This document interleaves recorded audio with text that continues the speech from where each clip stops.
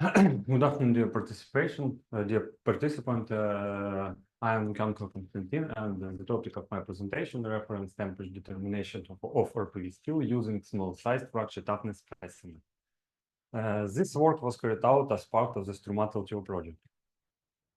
I'm representing IPP Center. We are a small engineering company, SME in EU classification. Our company mainly works for nuclear industry. My work related to the fracture toughness investigation for RPV materials. Here is the content of my presentation. Firstly, I will introduce you to the RPV lifetime assessment and formulate the goal of our study. Then I will describe the experimental techniques used for fracture toughness determination. After that, the result will be present, maybe with reflection on master. And finally, the conclusion will be given. This shows the classical scheme for VR 1000 RPV steel lifetime assessment when the temperature reserve between the crack resistance curve for RPV metal, which degrades during operation, and the load at the crack tip is estimated. In addition, in Ukraine, ductile fracture is also estimated, as well as the estimation of the cladding integrity according to the life. This shows the classical scheme for determining the crack resistance curve for VR 1000 RPV metal from condition of ensuring a flat strain at the crack tip. It is known that larger specimens are required as the test temperature increases. The fracture toughness curve is obtained at the lower envelope of all experimental data. For example, the photo of the specimens are shown here to obtain a full crack resistance curve. And for example, to conduct an experiment at temperature of 300 degrees Celsius, a specimen thickness of at least 62.5 centimeters is required.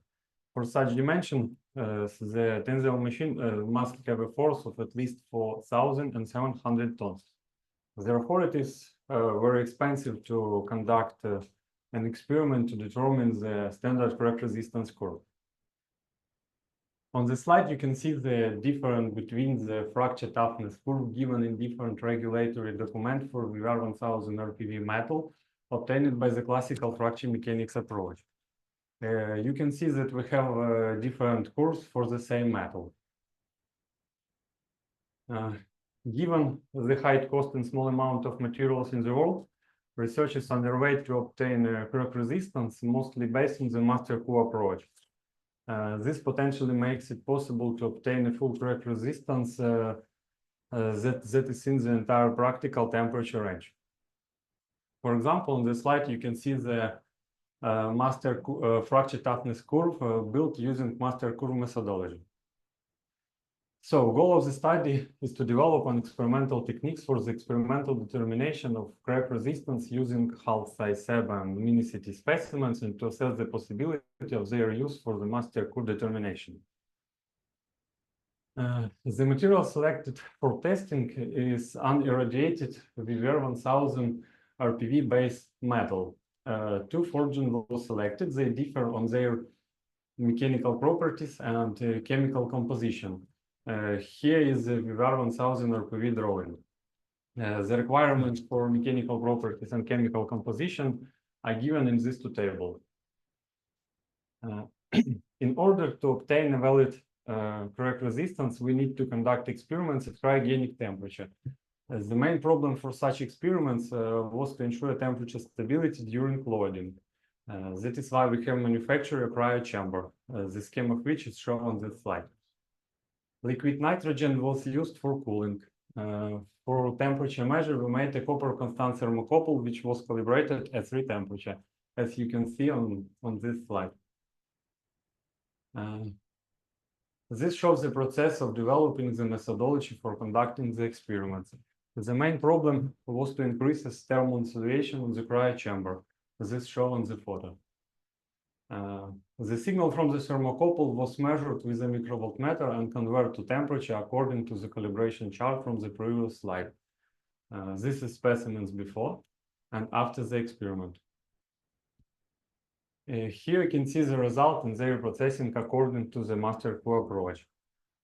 This table shows that this number of specimens is not sufficient to determine the master curve, since the sum of the weighting factors in both cases is less than 1.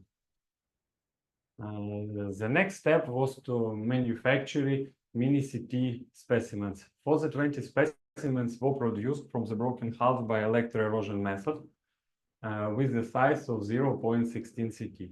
The geometry characteristic of half-size SEB and mini-CT specimens are shown in the slide. Similar to the 3-point bending experiments, a cryo chamber for fracture toughness testing was also designed and produced. To measure crack opening, a low temperature extensometer was used on the specimens, which was calibrated at room temperature and in liquid nitrogen.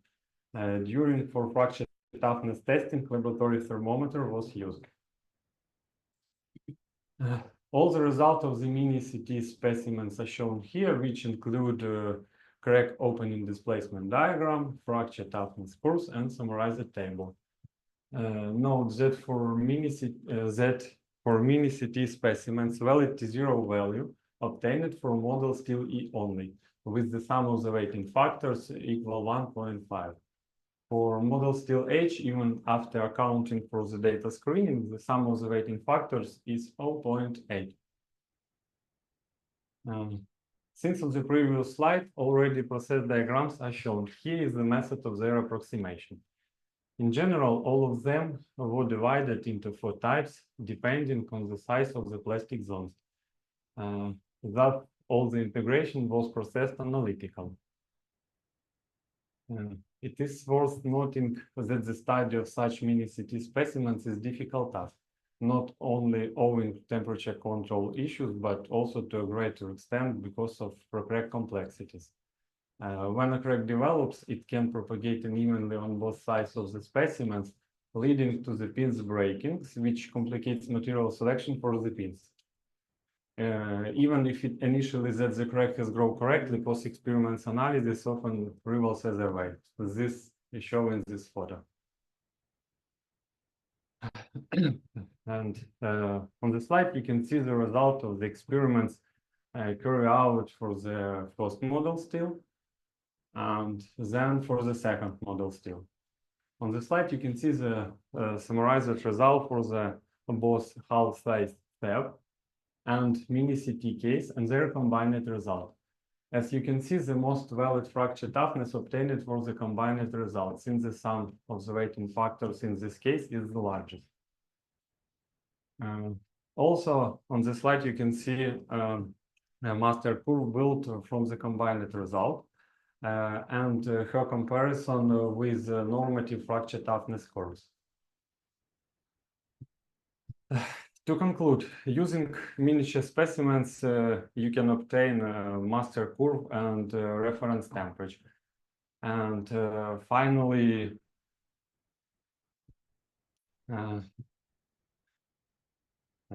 I would like,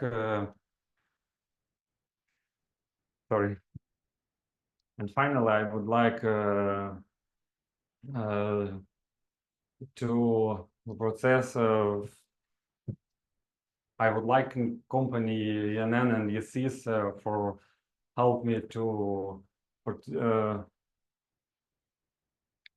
participation in this conference. Thank you so much for your attention.